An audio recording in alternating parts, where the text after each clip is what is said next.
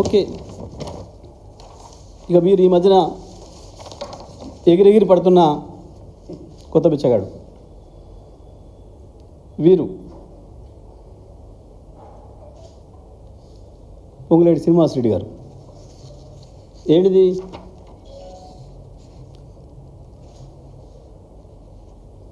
Srinivasa Reddy alias సీనన్న, Khammam, ex-MP, TRS state leader.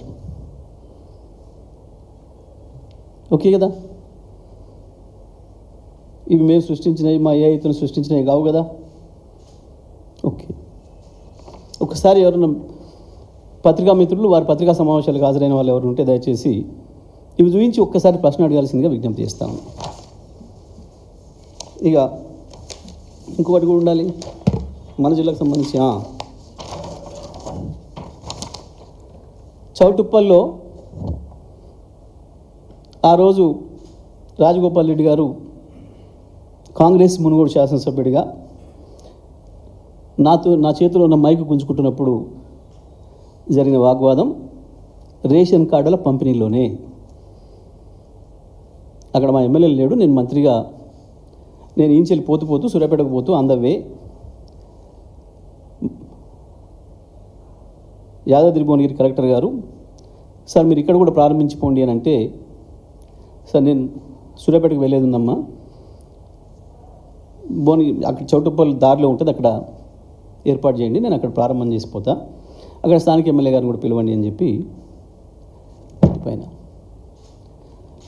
మేము పంచిన కార్డుల సంఖ్య 6.5 లక్షలు. ఇంతవరకు తీసేయండి, మిగతా ఉంచండి, అవి తీసేయండి. మేము పంచిన కార్డుల సంఖ్య 6.5 లక్షలు. ఓకే, 6,47,479. ఇప్పుడు మీరు ప్రభుత్వంలో ఉన్నారు, లెక్కలు ఉన్నాయి అక్కడ. దీని మీద ఎవరైనా చర్చకు వస్తే ఇక నాకు ఉరేసుకుందాం, చెప్పు దెబ్బలు లాంటివి రావు. ఒక్క చెంప దెబ్బ చాలు. ఇది మీరు తప్పని నిరూపిస్తే నేను చెంప దెబ్బకు సిద్ధంగా ఉన్నా. ఇది నిజమో అని రికార్డులు చూపించిన మీ ప్రభుత్వ రికార్డులో కూడా ఉంది. అది నిజమే అయితే మీరు ఒక్క చెంప దెబ్బకు సిద్ధమా? నేను చెప్పుతో కొట్టుకోవడాలు, ఉరి శిక్షలు లాంటి పెద్ద డైలాగులు మాట్లాడను. కేవలం ప్రాక్టికల్ సాధ్యమయ్యే విషయాలు మాత్రమే మాట్లాడతాను. చేయాల్సుకునేనా, చేసినైనా, ఏదైనా. ఓకే, సరిపోయింది అనుకుంటా మీకు. ఇక వాటి విషయానికి వద్దాం. ఇంకా కూడా ఈ దేశంలో ప్రజలు ఒక రేషన్ కార్డు కొరకు ఎదురు చూస్తున్నారు అంటే ఎవడి నేరం? 78 సంవత్సరాల స్వతంత్ర భారత చరిత్రలో ఇంకా ప్రజలు అన్నం కొరకు ఎదురు చూస్తున్నారు, ఆకలితో ఏడుస్తున్నారు అని అంటే ఎవడి ద్రోహం కాంగ్రెస్ది కాకపోతే? ఈ దేశాన్ని, ఈ దేశంలో ఉన్న రాష్ట్రాలను 50 ఏళ్ళు వరుసగా పరిపాలించిన మీరు కదా ద్రోహులు. ప్రజల్ని ఇంకా పీడనలోనే ఉంచి ఇంకా ఆకలితో చంపుతున్న దానికి కారణం మొట్టమొదటి దోషి కాంగ్రెస్ పార్టీ. రెండవ దోషి ఇవాళ నీ చీకటి గురువు మోడీ, బీజేపీ. ఇవాళ నీ బహిరంగ గురువులు, బహిరంగ పార్టీ, నువ్వున్న పార్టీ కాంగ్రెస్ అయితే మొదటి ద్రోహి, రెండవది వాళ్ళు ఈ దేశాన్ని వెళ్ళిన వాళ్ళు. సిగ్గుండాలి. ముఖ్యమంత్రి పోయి ఒక రేషన్ కార్డు పంచే కార్యక్రమం, దానికి ఇంకా గొప్ప చేసినట్టు ఎదురు చూసిండ్రు. ఎక్కడికి పోయినా కేసీఆర్ వస్తే ఎదురు చూద్దరు ప్రజలు. కేసీఆర్ మా ఊరికి రావాలని కోరుకుందరు. ఎందుకు?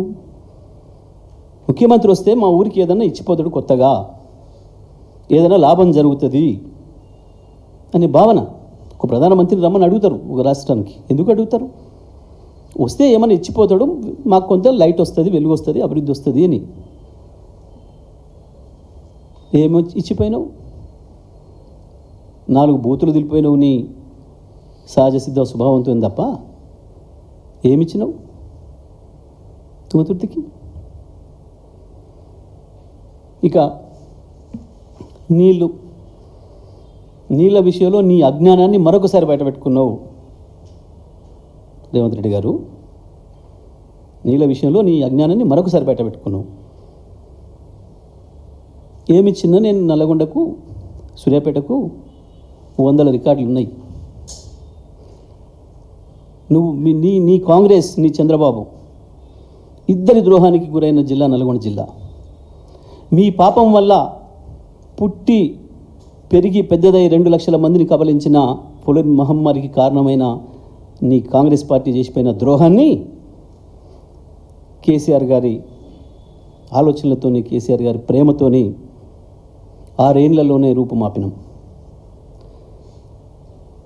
వ్యవసాయం ఆధారంగా ఉన్న అద్భుతమైన వ్యవసాయాన్ని చూసిన మా జిల్లా నీ కొత్త భాషలు, నీ పాత భాషల పాపం వల్ల, మీరు చేసిన దుర్మార్గాల వల్ల నాశనం అయిపోయిన నల్గొండ జిల్లాను, నా నల్గొండ జిల్లా రైతాంగాన్ని ఆదుకొని అద్భుతమైన జిల్లాగా భారతదేశంలోనే వ్యవసాయ రంగంలో నెంబర్ 1 జిల్లాగా మార్చినాం. ఏ రైతులైనా అడుగుదాం, నల్గొండ జిల్లాలో వ్యవసాయం 2014 ముందేముంది, తర్వాత ఏముంది అని. 2014 మేము వచ్చిన నాటికి కేవలం 3 లక్షల టన్నుల వరి ధాన్యాన్ని పండించిన జిల్లా 2023-24 నాటికి 40 లక్షల మెట్రిక్ టన్నుల వరి ధాన్యాన్ని భారతదేశానికి అందించి భారతదేశంలోనే నెంబర్ 1 జిల్లాగా రికార్డు సృష్టించింది. మీ పాపం వల్ల, మాకు వచ్చే నీళ్ళు రాకుండా చేసిన దుర్మార్గం వల్ల